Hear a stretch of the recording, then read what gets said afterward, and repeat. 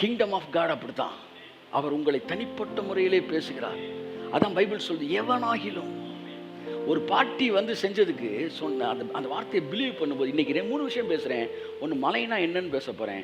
ரெண்டாவது, can we really move the mountain, உண்மையிலே நம்ம மூவ் பண்ண முடியுமா அப்படின்ற பேச போகிறேன். மூணாவது, how to move the mountain, எப்படி மலைகளை பெயர்க்க முடியும் அப்படின்றத பற்றி ஒரு வசனமாக நம்ம பேசாமல் நம்மளுடைய உணர்வுக்குள்ளாய் கலக்கத்தக்கதாய், நீங்கள் வெளியே போகும்போது இந்த ப்ராப்ளம்லாம் சால்வ் ஆயிருண்டா, இதை மூவ் பண்ணிடலாம்டா அப்படின்ற இடத்துக்கு உங்களை இந்த வார்த்தை கொண்டு போய் நிப்பாட்டினா தான் இந்த செய்தி. ஆகவே நண்புக்குரியவர்களே, தேவன் எப்போவுமே நம்மளை அந்த இடத்துக்கு கொண்டு போய் நிப்பாட்டி நல்லா பார்த்துட்டேன். அவருடைய வார்த்தையை நம்ம விசுவாசிக்க வேண்டிய வந்து பல நேரம் சொல்லுவார், வார்த்தையை விசுவாசினி சொல்லாது ஜஸ்டின்னு, வார்த்தையை நீ விசுவாசிக்க வேண்டியதில்லை, வார்த்தை தான் உன்னை விசுவாசிக்க வைக்கும் அப்படின்னாரு. The word itself make you believe the word. அச்சா, வார்த்தையவே நம்ப வைக்குமா? அப்படி ஒரு பவர் வார்த்தைக்கு இருக்கான். இப்போ எல்லார் கையிலும் ஐஸ் கட்டி கொடுக்க போகிறேன். நீ ஐஸ் கட்டி வாங்கின உடனே உங்கள் கையை நீங்கள் குளிர வைக்கணும் அப்படின்னா, நீங்கள் என்னத்தை குளிர வைக்கிறது? அது வாங்கினா தானாக குளிரும். அப்படி தான் வார்த்தையை கேட்டால் தானாக நம்பும், உள்ள இருக்க தானாக நம்பும். அதான் தாவீது சொன்னான், நீர் என்னை நம்ப பண்ணின வசனத்திற்காக. நான் நம்பல, நீங்க என்ன நம்ப வச்சீங்க. நீங்க என்ன நம்ப வச்சீங்க. நீங்க என்ன நம்ப வச்சீங்க. நீங்க என்ன கன்வின்ஸ் பண்ணீங்க. அதான் வந்து ஆபிரகாம் தேவனை விசுவாசித்தான் இடத்துல வந்து God influenced Abraham. ஆபிரகாமை இன்ஃப்ளூயன்ஸ் பண்ணி வச்சிருந்தாராம். 90 வயசுல அவனை கிறுக்கனாக்கி வச்சிருந்தார் கர்த்தர் மேல. 100 வயசுல எனக்கு பிள்ளை பறக்குண்டான்னு ஒருத்தன் பேசினானா அவன் அந்த உலகம் கிறுக்கேன் தானே சொல்லுவோம். ஏண்டா அப்படி மாறினா? அவர் மாற்றி வச்சிருந்தார். அதான் பவுல் சொல்றாரு, நாங்கள் இந்த உலகத்துக்கு பைத்தியக்காரராக இருக்கிறோம். அப்ப நீங்க பேசுறது வேற மாதிரி இருக்கும். என்னன்னா இன்ஃப்ளூயன்ஸ் பண்ணிருக்காரு. அப்படிதான் ஆபிரகாம் சொன்னானா, தேவன் எனக்கும் என் சந்ததிக்கு இந்த தேசத்தை தருவார்னு. எல்லாம் அப்படி பார்க்குறான். ஒருத்தர் சொல்றான், இவன் பேசலையா, அவர் பேசுறாரு. தேவனோடு உரச ஞானிக்கு தோழன் ஞானி ஆவான், மூடனுக்கு தோழன் நாசமடைவான். மூடன் ஆவான்னா பரவாயில்ல, நாசமடைவான். ஞானிக்கு தோழன் அவன் ஞானி ஆவான். அப்ப இந்த ஆபிரகாம் என்ன செய்ய, தேவனோட உரசி கொஞ்ச நேரத்துல எக்கு தப்பா விசுவாசிக்க ஆரம்பிச்சிட்டான். ஹல்க் ஆயிட்டான். 100 வயசுல சொல்றான் எனக்கு குழந்தை பறக்குண்டான்றான். சொன்ன மாதிரி 100 வயசுல 50 பேருக்கு இன்விடேஷன் கொடுக்குறேன். என்னடானா, என் ஒய்ஃபுக்கு வளகாப்பு வச்சிருக்கேன்.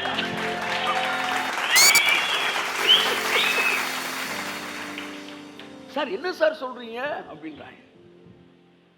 பாருங்க, தேவனுடைய வார்த்தை உங்களுக்குள்ள வந்துருச்சுன்னா, இந்த வசனம் சொல்லுது, கடுகு அளவு விசுவாசம் உடையவர்களாய் நீங்கள் இந்த மலையை பார்த்து பெயர்ந்து சமுத்திரத்தில் தள்ளுண்டு என்று சொன்னால் சொல்லி சந்தேகப்படாமல் இருதயத்தில் விசுவாசித்தால் நீங்கள் சொன்னபடி ஆகும் சொல்லிட்டு எவனாகிலும் இது ஊழியக்காரன் மட்டும் கிடையாது, இந்த ஜாதியின் கிடையாது, இவ்வளவு படித்தவன் கிடையாது, எவனாகிலும் அப்படின்னா இந்த இடத்துல என்ன கிடையாது, லிமிட்டே கிடையாது. யாருனாலும் கடுகு அளவு விசுவாசம் தான் போதும். நான் வரும்போது ஒரே ஒரு வார்த்தை ஜீவன் உள்ளதான் எனக்குள் வந்தது. அதுதான் எனக்கு ஜீவனை கொடுத்துச்சு. என்ன கர்த்தர் சொன்னார் என்ற கிறிஸ்துவ வாழ்க்கையின் ஜீவன் என்னன்னா விசுவாசம் தான் கிறிஸ்துவ வாழ்க்கையோட ஜீவன். ஆனா அந்த விசுவாசத்தோட ஜீவன் என்னன்னா என்னுடைய வார்த்தை அப்படின்னாரு. ஒரு விசுவாசத்துக்கு உசுறு வேணும்னா ஒன்றும் இல்லைங்க. இப்போ கடுகு இருக்குல்லங்க, கடுகு வந்து ஒரு பார்க்குற பற்றி கடுகு, இந்த கடுகு மாதிரியே நான் ஒன்று செய்கிறேன். கடுகு மாதிரி அதே கலர் இன்னொன்று செய்கிறேன். இப்போ ரெண்டுமே பார்க்குற கடுகு மாதிரி இருக்குது. ரெண்டுக்கும் என்ன வித்தியாசம் தெரியுமா? சொல்லுங்க. ஒன்றை போட்டால் வளரும், இன்னொன்று போட்டால் வளராது. ரெண்டு பேரும் சைஸில் ஒன்று, ரெண்டுமே வந்து சைஸில் ஒன்று, ரெண்டுமே கலரில் ஒன்று, ரெண்டுமே வெயிட்டில் ஒன்று. இப்படித்தான் நீங்களும் உங்கள் கூட வேலை பார்க்குறவங்களும் நீங்களும் உங்கள் கூட படித்தாட்களும் எல்லாரும் சைஸில் ஒன்று, படிப்பில் ஒன்று, அறிவில் ஒன்று, எல்லாம் ஒன்று. ஆனால் அவன்கிட்ட இல்லாத உனக்குள்ள ஒன்று இருக்குது. அது தேவனுடைய ஜீவன்.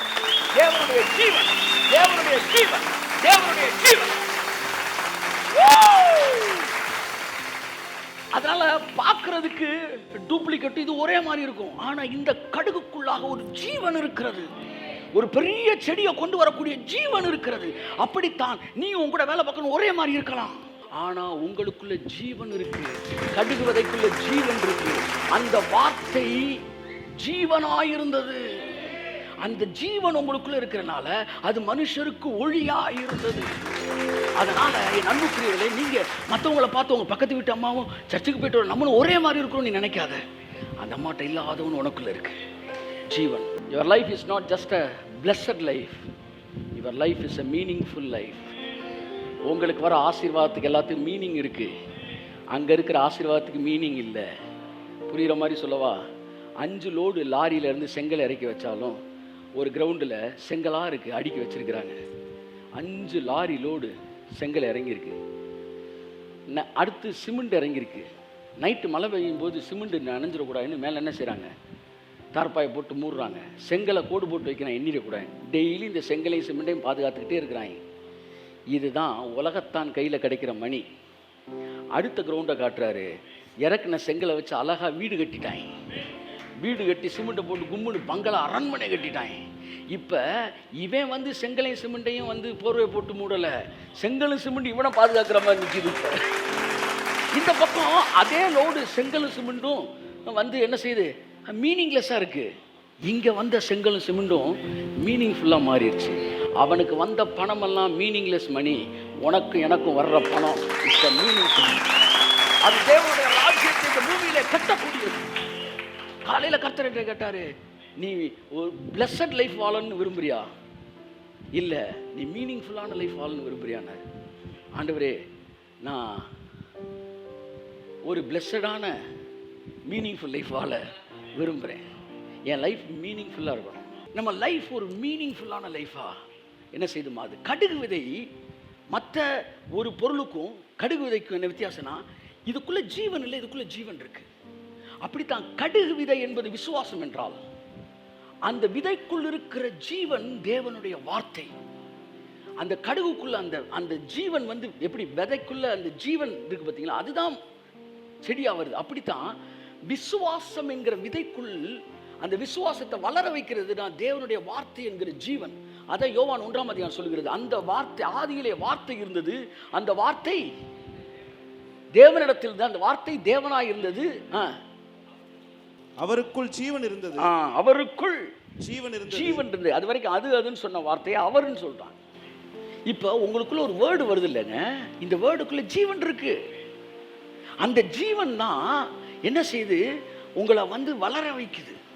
ஆகவே அன்புக்குரியவர்களே, கடுகு விதை அளவு விசுவாசம் இருந்தால் மலைகள் எல்லாம் பெயர்த்து தள்ளலாம். பெரிய பெரிய வியாதிகள் சுகமடையும்.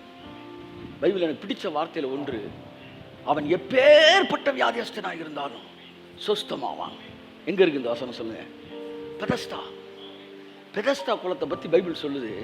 ஒரு தூதன் அதை கலக்குவானா. அப்படி கலக்கிட்டான்னு வச்சுக்காங்களேன், இங்க பாருங்க, தண்ணியா தான் இருக்கும். நீங்க சாதாரண நேரத்தில் தண்ணிக்குள்ள குதிச்சிங்கன்னா தலையை தொட்டிட்டு தான் வெளியே வரணும். ஆனா தூதன் வந்து கலக்கிட்டான்னு வச்சுக்காங்க, அப்படி தொடுவான். தொட்டோன்னு தண்ணி சலசல சவுண்டு இருக்கும். அந்த சலசலன்னு கேட்டோன்னா விழுவாயம் பாருங்க, தப்பு துப்பு துப்பு துப்பு துப்புன்னு விழுவாயம். அதுல மொத்தம் எவன் விழுகிறானோ, பைபிள் சொல்லுது, அவன் எப்பேற்பட்ட வியாதியஸ்தனாக இருந்தான். இப்படி ஒரு என்ன சொல்றது, ஒரு வாழ்க்கை நம்ம வாழணுங்க. இப்படி ஒரு சம்பவங்களை நம்ம கண்ணு பார்க்கணுங்க. எப்படின்னா, எப்பேற்பட்ட வியாதியஸ்தனாலும் சோமாயிடுறா சார் அப்படின்ற மாதிரி தேவன் தம்முடைய வல்லமையை காட்டக்கூடிய கடைசி நாட்களுக்குள்ள நம்ம கடந்து வந்திருக்கிறோம். நம்ம கண்கள் அதை பார்க்கும். அப்ப எப்பேற்பட்ட வியாதியஸ்தனாலும் சுகமடைவானா. அப்ப நன்றாக கவனியுங்கள், தேவனுடைய வார்த்தை என்பது ஒரு பெதஸ்தா குளம் போல. நீங்க ஒரு சாப்டரை வாசிச்சுக்கிட்டே இருப்பீங்க, நல்லா கவனிங்க. திடீர்னு ஒரு வார்த்தையை தட்டுவார் பாருங்க கர்த்தர், அதுதான் அந்த லோகா சிரேமாவா மாறும். சங்கீதம் 97:5 வந்து சொல்லுது, வந்து என்னுடைய பிரசனத்தின் முன்பாக பர்வதம் மெழுகை போல ஒரு 97 வாசிக்கிட்டே இருக்கும்போது 5ஆம் வசனத்துல தட்டிட்டாரு. தட்டவுன சலசலன்னு கபக்குன்னு உள்ள குதிச்சிடணும். நீங்க எப்ப ஒரு லோகாஸ் சாப்டரை படிச்சுக்கிட்டு இருக்கும்போது ஒரு வேர்டு ரேமாவா மாறுச்சுன்னா இம்மீடியட்டா அந்த வார்த்தைக்குள்ள குதிச்சு முங்கி முத்து எடுத்துருவோம். அப்படி நீங்க குதிச்சிட்டீங்கன்னா ரேமாவை கர்த்தர் லோகாஸை ரேமாவா மாத்தி கலக்குவார் பாருங்க. அப்ப கலக்கும்போது நீங்க குதிச்சிட்டீங்கன்னா உங்கள் பிரச்சனை எப்பேற்பட்ட பிரச்சனையா இருந்தாலும் அந்த வார்த்தை அந்த பிரச்சனையை மாற்றி போடுங்க. கையை கட்டுங்க, மொத்தம் வசனம். ஆமா, குதிச்சிட்டீங்க, உங்க ப்ராப்ளம் இது. அப்ப அதான் சொல்றாரு, அந்த ரேமிக் வேர்டு ஒரு கடுகு மாதிரி இருக்கலாம், அதுக்குள்ள ஒரு ஜீவன் இருக்கு பாருங்களேன். அந்த ஜீவன் என்ன செய்யணும்? மலையை பெயர்த்துருமா, மலையை பெயர்த்துருமா. அப்ப தேவனுடைய வார்த்தை உடையவர்களாய் இருங்கள். இதை நான் சொல்ல விரும்புகிறேன். கடுகு விதை அளவு விசுவாசம், விசுவாசத்திற்குள்ளாக ஒரு ஜீவன், அந்த ஜீவன் தேவனுடைய வார்த்தை. நீங்க அந்த தேவனுடைய வார்த்தையை பெற்று ஸ்ட்ராங்காக கடுகளவு விசுவாசம் உடையவர்களாக இருந்தாலும் மலை போன்ற தேவைகள் சந்திக்கப்படும், மலை போன்ற பிரச்சனை தொடர்ந்து நீங்கள் அப்படி வேர்டோட இணைக்கப்பட்ட ஆளாக இருந்தீங்கன்னா நேச்சுரலாகவே நீங்கள் பெருசாக சிந்திக்க ஆரம்பிச்சிருவீங்க. பை நேச்சுரல் நீ உங்களுடைய திங்கிங் கெப்பாசிட்டியே வேறு லெவலில் இருக்கும், நீங்கள் பேசுகிறது வேறு லெவலில் இருக்கும். இன்னொரு விஷயம் என்னென்னா, நீங்கள் என்ன பேசுகிறீங்களோ அது நடந்துடும். அப்படியே அதுக்கப்புறம் நீங்கள் அதுக்கு அடுத்த லெவலில் பேசிக்கிட்டு இருப்பீங்க. இது எப்படி நடந்துச்சுன்னா, அந்த ஜீவன் இருக்கு பாருங்க, அந்த கடுகு விதை போன்ற விசுவாசத்துக்கு புறப்பட்டு வருகிற அந்த ஜீவன் உங்களோட திங்கிங் கெப்பாசிட்டியும் எபிலிட்டியும் வேற இடத்துக்கு கொண்டு போயிடும் சார், வேற இடத்துக்கு கொண்டு போயிடும். ஆகவே வார்த்தையை மிகுந்த கனமுள்ளவர்களாய் பெற்றுக்கொள்ளுங்கள். வாசிப்போம், இந்த மார்க் 11:23 வாசிப்போம். எவனாகிலும் இந்த மலையை பார்த்து நீ பெயர்ந்து சமுத்திரத்திலே தள்ளுண்டு போ என்று சொல்லி தான் சொன்னபடியே நடக்கும் என்று தன் இருதயத்தில் சந்தேகப்படாமல் விசுவாசித்தால் அவன் சொன்னபடியே ஆகும் என்று மெய்யாகவே உங்களுக்கு சொல்லுகிறேன். மெய்யாகவே உங்களுக்கு சொல்லுகிறேன். இப்போ இந்த மெய்யாகவேன்னு சொல்லும்போது அப்போ இதுக்கு முன்னாடி சொன்னதெல்லாம் பொய்யாதான் சொல்லியிருக்கார் போல அப்படின்னு ஒரு கன்க்ளூஷனுக்கு நீங்கள் வரக்கூடாது. அவர் இந்த வசனம் மட்டும் உண்மைப்பா, I tell you the truth அப்படின்னு தான் தொடங்குறாரு ஆங்கிலத்தில். I tell you the truth, உனக்கு ஒரு உண்மை சொல்கிறேன் அப்படின்றாரு. அப்போ இவ்வளோ நேரம் என்ன சார் பேசிகிட்டு இருந்தீங்க அப்படின்னா, அதுக்கு அர்த்தம் இதுதான் உண்மை, இதுக்கு முன்னாடி பேசின உண்மை இல்லை, அப்படி கிடையாது. அவர் என்ன சொல்ல வர்றாருன்னா, இப்போ நீ நம்ப முடியாத ஒன்றை உனக்கு நான் சொல்ல போகிறேன், இப்போ நான் சொல்கிறத உன்னால் நம்பவே முடியாது, அதுக்காக அந்த வசனத்தை நீ ஸ்கிப் பண்ணிடாத, இது ரொம்ப முக்கியமான வார்த்தை. இப்போ ஒரு சத்தியத்தை உனக்கு சொல்ல போகிறேன், ஒரு உண்மையை உனக்கு சொல்கிறேன். இது வரைக்கும் சொன்னதெல்லாம் மெய்யாகவே நான் சொன்னேன், ஆனால் இந்த வசனத்தை மெய்யாகவே நான் உனக்கு சொல்கிறேன். என்னன்னா, கடுகு விதை அளவு உனக்கு விசுவாசம் இருந்தாலும் ஒன்றால் மலையை பெயர்க்க முடியும். மலையை பெயர்ப்பது என்பது சாத்தியமான ஒன்று தான். அதனால் உங்கள் வாழ்க்கையில் ஏதாச்சும் ஒன்று இம்மூவபிளாக அப்படி அசைக்கப்பட முடியாத அன்ஷேக்கபிளாக அப்படி இருக்குது அப்படின்னா அதை பெயர்க்கக்கூடிய மனநிலை உடையவர்களாக இந்தவங்களை மாற்றி கொண்டிருக்கிறார். பை சென்டிங் ஹிஸ் வேர்டு, நம்முடைய வார்த்தையை அனுப்பி அவைகளை உருக பண்ணுகிறார் கர்த்தர். என் அன்புக்குரியவர்களே, சில நேரம் அந்த வார்த்தை உங்களுக்குள்ளே வந்துருச்சுன்னா சாத்தியம் இல்லாதெல்லாம் நீங்கள் நம்புவீங்க. சாத்தியமே இருக்காது அப்படின்னு, ஆனால் நீங்கள் மட்டும் அதை ரொம்ப சாத்தியமாக நம்புவீங்க. உங்கள் கையில் ஒன்றுமே இருக்காது, ஆனால் மிகப்பெரிய ஸ்ட்ராங்காக வந்து நடந்துருண்டா அப்படின்னு நிற்பீங்க. எப்படி சார், எது சார் அப்படின்னா, ஜீவன்.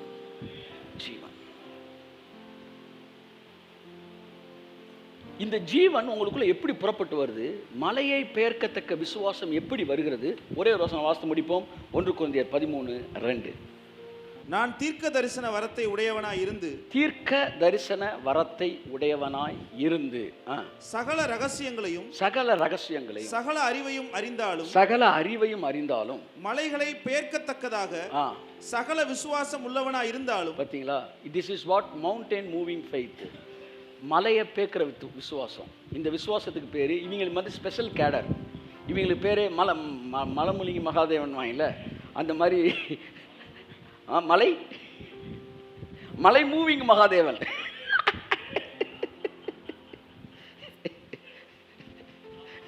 கமான், மலை மூவிங் மகாதேவன் கொஞ்சம் அல்லையா சொல்லுங்க. ஆமே, நம் சாவை பற்றி பேசுகிற சகாதேவன் அல்ல, மலையை மூவ் பண்ணுகிற மகாதேவனாய் இருக்கிறோம். பைபிள் சொல்லுது, நீ மலையை பெயர்க்கத்தக்க சகல விசுவாசம் உடையவனாய் நீ இருந்தாலும். அவர் வேற ஒன்றும் சொல்ல போறாரு, ஆனால் போற வழியிலே வந்து வேற ஒரு மேட்டரை சொல்லிட்டு போயிடுறாரு. அதை நீ கேப்சர் பண்ணிக்கணும். லெஃப்ட் சைடில் அது கொஞ்சம் வந்து அதுக்கு கெப்பாசிட்டி குறைவு தான், ஆனால் ரைட் சைடில் அதுக்கு பவர் ரொம்ப இருக்கு. நீ வேற ஒன்றும் சொல்ல போகும்போது இவங்க வேற ஒரு மேட்டர் எடுத்துடுவாங்க உள்ள இருந்து. இவர் அன்பை பற்றி பேச போகும்போது போற வழியில அப்படி தட்டி விட்டு போறாரு. அவருக்கு தெரியாம உதிருது, ஞானம் உதிருது. ஞானியின் வாய் என்னவா? ஜீவ ஊற்று. அவன் சொல்றான், பவுல் சொல்றாரு, நீ தீர்க்க தரிசன வரத்தை உடையவனா இருந்து சகல ரகசியங்களையும் சகல அறிவையும் அறிகிறவனாய் இருந்து மலையை பெயர்க்கத்தக்க விசுவாசம் உடையவனாய் இருந்தாலும் அப்படின்ட்டு வேற இடத்துக்கு போறாரு. நீங்க அவனுக்கு நிப்பாட்டிக்கங்க. அப்ப மலையை பேர்க்கிறதுக்கு என்ன தேவைன்றது முன்னாடி சொல்லிட்டாரு. கைத்தட்டுக்கு ஒருத்தவர் ஆமே. முன்னாடி என்ன சொல்லிட்டாரு? பைபிளில் வந்து தமிழில் இப்படி இருக்கு, ஆங்கிலத்தில் இருக்கு, நீ விசுவாச வரத்தை உடையவனாய் இருப்பதினால் சகல ரகசியங்களையும் சகல அறிவையும் அடைந்து அதனாலே மலையை பெயர்க்கக்கூடியவனாய் இருப்பாய் என்றால், அப்போ மலையை பெயர்க்கிறதுக்கு என்ன வேணுமா? ரகசியத்தை தெரிஞ்சுக்கணும். ரகசியத்தை தெரிகிறதுக்கு என்ன வேணும்னா தீர்க்க தரிசன வரத்தை உடையவனாக இருக்கணும். It is not whether this or that. Prophecy, prophetic gift அப்படின்னா தேவனுடைய ரகசியங்களை உள்ளிருந்து வெளியே எடுக்கிறது. நீ தீர்க்க தரிசன வரத்தை உடையவனாக இருந்தால் சகல ரகசியங்களையும் வேதத்திலிருந்து கர்த்தர் உங்கள்கிட்ட பேசுவார். உனக்கு 5 புருஷர்கள் இருந்தார் என்பது it's gift of word of knowledge. நாளைக்கு இது நடக்க போகுதுன்றது gift of word of wisdom. அதெல்லாம் இல்லை. ப்ராஃபட்டிக் கிஃப்ட்ன்றது it is not saying prophecies, it is revealing the mysteries, making you understand the mysteries of God. ஓ, காரியம் எப்படி இருக்குதா, அப்படியா சொல்றீங்க நீங்க அப்படின்னு மைண்ட் ஓப்பன் பண்ணி விடுறான் பாருங்க. அதுதான் த கிஃப்ட் ஆஃப் ப்ராஃபஸி. அப்போ பைபிளில் வந்து தீர்க்க தரிசன வரம் வர இடத்துல ப்ரீச்சிங் த வேர்ட் ஆஃப் காட்னு இருக்கு மூல மொழிபெயர்ப்பில். என் அன்புக்குரியவர்களே, அப்போ ஒரு சபையில் தொடர்ந்து தேவனுடைய ரகசியங்கள் வெளிப்பட்டு கொண்டே இருந்தால் அந்த சபை தீர்க்க தரிசன வரத்தை பெற்ற சபை. தீர்க்கதரிசியானவன் ஜனங்களுக்கு பக்தி விருத்தி உண்டாகும்படி செய்கிறான், அப்படிதான் சொல்லுது. அப்ப எந்த செய்தி நீங்க கேட்க கேட்க உங்களுக்குள்ள பக்தி விருத்தி உண்டாகுதோ அப்ப நீங்க ஒரு தீர்க்க தரிசன செய்தியை கேட்டுக்கிட்டு இருக்கீங்க. தீர்க்க தரிசன செய்தினா என்ன? உங்களுக்கு தேவன் தனிப்பட்ட முறையில் பேசிக் கொண்டிருக்கிற வார்த்தை தேவனுடைய தீர்க்க தரிசன வார்த்தை. அப்ப இந்த ப்ரொபெட்டிக் கிஃப்ட் எப்படி வேலை பார்க்கணும்னா ரகசியத்தை உங்களுக்கு சொல்லிக் கொடுக்கும். ரகசியம் தெரிஞ்சிருச்சுன்னா நீங்க என்னவாயிருவீங்க? தைரியமாயிருவீங்க. ரகசியம் தெரிஞ்சிருச்சுன்னா உங்களுக்கு சந்தேகம் இருக்குமா? இருக்காது. அப்போ நான் சொன்னேன், ஒரு பேப்பர் எடுத்து நான் லெஃப்ட் ஹேண்டில் மறைச்சி வைப்பேன் அல்லது ரைட் ஹேண்டில் மறைச்சி வைப்பேன். எந்த கையில் மறைச்சி வைப்பேன்னு என்ன செய்ய மாட்டேன், உங்களுக்கு சொல்ல மாட்டேன். ஆனால் நீங்கள் சொல்லிட்டீங்கன்னா உங்களுக்கு 1 லட்ச ரூபா தரேன். ஆனால் தப்பாக சொல்லிட்டு நீங்கள் எனக்கு 1 லட்ச ரூபா தரணும். எத்தனை பேர் ரெடியாக இருக்கிறீங்க பாருங்கள். இந்த பேப்பரை 2 கையில், கரெக்டாக 2 கையில் ஒரு கையில் தான் இருக்கும். வந்து இந்த போட்டியில் நீங்களும் கலந்துக்கலாம், பக்கத்தில் ஜேம்ஸ் இருந்தால் இவரும் கலந்துக்கலான்ட்டேன். நீங்கள் கரெக்டாக சொன்னால் 1 லட்ச ரூபா அப்படின்ட்டு என்ன செய்கிறேன், பின்னாடி வச்சு என்ன செய்கிறேன், மறைச்சிட்டேன். மறைச்சிட்டு இது எங்கே இருக்குது அப்படின்னு ஒன்று நீங்கள் ரைட் ஹேண்டில் இருக்குன்னு யோசிக்கிறீங்க. தப்பாக சொன்னால் நம்ம 1 லட்ச ரூபா கொடுக்குற மாதிரி ஆகி போயிடும்னு ஒரு பயம் இருக்குது. ஏன் பயம் இருக்குது? மிஸ்ட்ரி என்னன்னு தெரியல, ரகசியம் என்னன்னு தெரியல, எந்த கையில் இருக்குன்னு தெரியல. ஆனால் பின்னாடி இருக்க ஒரு சொல்ல, நான் வரேன் சார் போட்டிக்கின்றான். என்னடா நான் பேப்பர் வைக்கிறப்ப பின்னாடி இருந்து பார்த்துட்டான். இவனுக்கு ரகசியம் தெரிஞ்சனால இவனுக்கு டவுட்டே இல்லை, இவனுக்கு பயமும் இல்லை. இதுதான் ரகசியம் தெரிஞ்சவனுக்கும் ரகசியம் தெரியாதவனுக்கும் இருக்கிற வித்தியாசம். If you have the gift of prophecy, you will understand the mysteries of God. You will have the revelations of God's mysteries and you will have the knowledge. இந்த வார்த்தையை இருந்த ரகசியத்தை நீ புரிஞ்சுக்கிட்டீங்கன்னா விசுவாசிக்கிறதுக்கு உங்களுக்கு பயமே வராது. ஏன்னா அந்த வசனம் போய் உள்ள ஒட்டிக்கிட்டு இருக்கிற எல்லா சந்தேகத்தையும் சுரண்டி எடுத்துரும். நீங்க பார்த்தீங்கன்னா அப்படியே சிலம்பு ஆடுற அளவுக்கு தான் நீங்க இருப்பீங்க, தைரியமா இருப்பீங்க. அந்த வட்டத்தில் தைரியமா இருப்பீங்க. இதுல தைரியமா இருக்கான்னு சொல்லி அடுத்த ஒரு வேலையை செய்ய கூப்பிட்டீங்க, அங்க உங்களுக்கு தைரியம் வராது. ஏன்னா அங்க அவர் உங்கள்கிட்ட பேசலை, அங்கே பேசாதனால உங்களுக்கு ரகசியம் தெரியல. இங்கே பேசிட்டாரு, ரகசியம் தெரிஞ்சிருச்சு, அதனால நீங்கள் தைரியமாக இருப்பீங்க. So when you receive the word of God, it will reveal the mysteries. When it reveals the mysteries, you become bold and it will erase all the traces of doubts. அதுக்கப்புறம் என்ன ஆயிடுறீங்க? நீங்கள் தைரியமாயிடுறீங்க. இப்போ உங்களுக்குள்ள வருதுல தைரியம். இந்த தைரியத்துக்கு பேர் தான் மலையை பெயர்க்கத்தக்க விசுவாசம். அதுக்கு தான் தேவனுடைய வார்த்தை. அவர் வார்த்தையில் நேரம் செலவழிங்க. தேவனுடைய மனுஷர்கள் பேசும்போது அந்த வார்த்தையை திறந்த மனதோடு அதை கேளுங்கள். அங்கிருந்து ஒரு ரேமா வேர்டு உங்களுக்கு கடந்து வரும்போது அதை உங்கள் சாப்பாட்டை விட முக்கியமாக இதை கருதுங்கள். நீதிமான்கள் அறிவை சேர்த்து வைக்கிறார்கள், பைபிள் சொல்லுது. என் அன்புக்குரியவர்களே, தேவன் கொடுக்குற வார்த்தையை எங்கே எழுதி வச்சேன் அப்படிலாம் தேடக்கூடாது. ஆமாம், 5 பவுன் நகையை நீ எங்கே வச்சேன்னு தேடுறியா? தூக்கத்தில் எழுப்பி எங்கே வச்சு? இங்கிருந்து நேராக லெஃப்ட் சைடு திரும்பினா நம்பரை சொல்லு, நம்பர் கரெக்டாக சொல்கிறீங்க, ஓப்பனிங் அதெல்லாம் கரெக்டாக தெரியுது. ஏன்னா அது நகை. அப்படித்தான். எத்தனை அவசரம் அப்படின்னா மத்தேயு வா, மார்க் வா, ஓ நகையை எங்கே வச்சுன்னு உனக்கு தெரில. ஏன்னா நீ வார்த்தைக்கு அவ்வளோதான் மரியாதை கொடுக்குற. ஏசாயா 58:11 சொல்லுகிறபடி நீ நீர் பாய்ச்சலான தோட்டத்தை போல் இருப்பாய். வெளிப்படுத்தல் 3:8 சொல்லுகிறபடி உனக்கு முன்பாய் திறந்த வாசல் உண்டாயிருக்கும். ஏசாயா 45:2 சொல்லுகிறது நான் உனக்கு முன்பாய் போய் கோணலானங்களை செவையாக்குவேன். ஏசாயா 45:4 சொல்லுகிறது இதோ வெண்கல கதவுகளை உடைத்து இருப்பு தாழ்பாலை முறித்து அந்த காலத்தில் இருக்கிற பொக்கிஷங்கள் ஒளிக்கிறவர்களுக்கு புதையை உனக்கு தருவேன். நீதிமொழிகள் 15:19 சொல்கிறது நீதிமானின் வழியோ ராஜபாதை. நீதிமொழிகள் 4:18 சொல்லுகிறது நீதிமானின் பாதை நண்பகல் வரைக்கும் அதிகம் அதிகமாய் பிரகாசிக்கிற சூரியனை போல் இருக்கும். அப்போஸ்தலர் 12:10 சொல்லுகிறது அவன் நகரவாசல் அண்டை வந்தபோது அந்த கதவு அவனுக்கு தானாய் திறவுண்டது. அவர் கரெக்ட் அடிக்கிறார். எல்லா வசனத்தையும் நம்மளை ஞாபகத்தில் வச்சுக்க முடியாது. It is fact.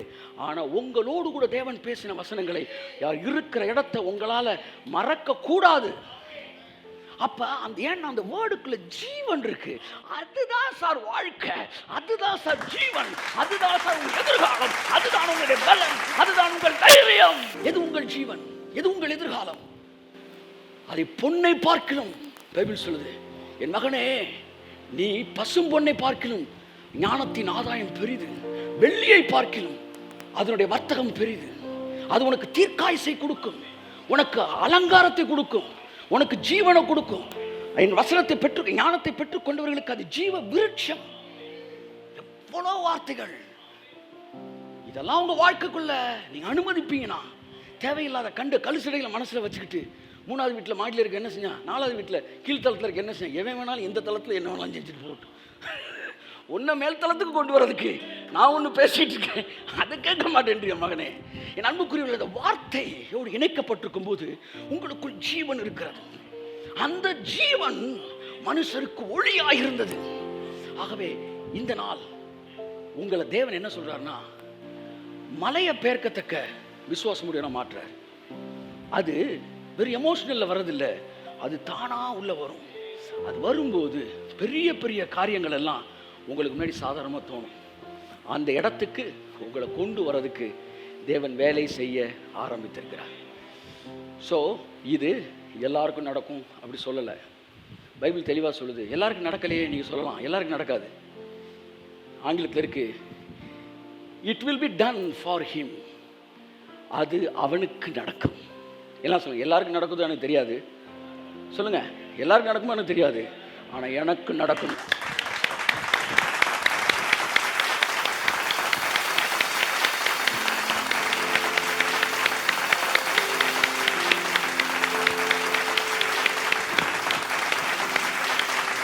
எல்லாருக்கும் சுகமாச்சா எனக்கு தெரியாது, ஆனா எனக்கு சுகமாகும். அவன் சொல்லியபடியே அவனுக்கு ஆகும். ஆமா, இது ஒட்டுமொத்தமா எல்லாருக்கும் சொல்றது இல்லை, அது உங்களுக்கு. பரலோகம் உங்களை தனியா பார்க்கும், தனியா பார்க்கும். அவ்வளோ பேர் இருந்தாலும் உங்களை தனியா பார்க்கும். நாங்கள் நன்றாய் அறியப்பட்டவர்கள் அப்படின்ற அப்படிதான் பரலோகத்தில் எல்லாம் கூட்டமாக இருக்கும், உங்களை தனியாக பரலோகம் பார்க்கும். அதெல்லாம் முடிவு எடுக்கிறான். அவன் என்ன பேசுறான்? நீதிமான்கள் மீதோ கர்த்தருடைய கண்களோ நீதிமான்கள் மீது இருக்கிறது. என் பிள்ளை என்ன பண்றான், என் பிள்ளை என்ன பேசுறான், என் பிள்ளை என்ன முடிவு எடுக்கிறான், அவன் எப்படி யோசிக்கிறான், அப்படி பரலோகம் உங்களை பார்க்குது. அதனால நீங்களாம் ஹைப்ரிடு. வேர்ட் ஆஃப் காட் உள்ளுக்குள்ள இருந்தால் அது ஹைப்ரிடு. இந்த பூமியில அன்புக்குரியவர்களே, நீங்கள் வேறொரு தளத்துக்குள்ளே தேவனால் கொண்டு வரப்படுகிறீர்கள். வார்த்தையோடு இணைக்கப்பட்ட ஒரு வாழ்க்கை, அது மலைகளை பேர்க்கத்தக்க ஒரு வாழ்க்கை. மற்றவங்களுக்கு நடக்கும்னு சொல்லலை, அவனுக்கு நடக்கும். ஒரு கூட்டத்துக்கு இப்போ கர்த்தர் பேசலை, உங்களுக்கு இப்போ கர்த்தர் பேசிட்டு இருக்கிறார். எல்லாம் சொல்லுங்க, என் ஒரு ஆளுக்கு இப்போ தேவன் பேசிட்டு இருக்கிறார்.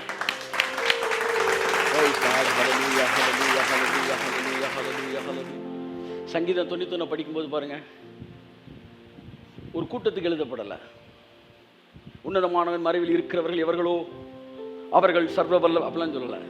உன்னதமானவன் மறைவில் இருக்கிறவன் சர்வ வல்லவருடைய நிழலில் நான் கர்த்தரை நோக்கி ஒரு சிங்கிள் மேனுக்கு அது எழுதப்பட்டது. அப்போ யாருக்கு? நல்லா கவனிங்க. இது வந்து எவன் உன்னதமான ஒரு மறைவில் இருக்கிறானோ அவனுக்கு, அந்த ஒரு ஆளுக்கு. மற்றவனுக்கு நடக்குதோ இல்லையோ, உனக்கு நடக்கும். சங்கீதம் 91 எனக்கு நடக்கும். எல்லாம் சொல்லுங்க, சங்கீதம் 91 எனக்கு நடக்கும், எனக்கு நடக்கும், எனக்கு நடக்கும். ஆமென், ஆமென், ஆமென். அதனால் it will be done for him. இன்னையிலேருந்து உங்கள் விசுவாசத்தோட அளவை கர்த்தர் தம்முடைய வார்த்தையின் ஜீவனால் பெருக வைக்க போகிறார். என் மகனே, மகளே, நீ கோடிகளை ரிலீஸ் பண்ணுறதுக்கு பிறந்த ஆள். நீ மலைகளை ஒரு இடத்துல மூவ் த மவுண்டைன் இருக்கு, இன்னொருத்தர் ரிமூவ் த மவுண்டைன் இருக்கு. மூவ் பண்ணு, ரிமூவ் பண்ணு. இயேசு நாமத்தில் கர்த்தருடைய வார்த்தை உங்களை அந்த இடத்துக்கு கொண்டு வரும். மலையை பற்றி பேசாதீங்க, அது மழை கிடையாது. எல்லாம் சொல்லுங்க, அது மெழுகு. எல்லாம் சொல்லுங்க, மெழுகு. கர்த்தருடைய சமூகத்திலே பர்வதங்கள் மெழுகு போல. நீங்க அவரை பார்த்து, ஆண்டவரே அங்கே ஒரு மலை இருக்குது பாருங்க. கர்த்தர் சொல்ல, மலை இல்லப்பா, மெழுகு இருக்கு.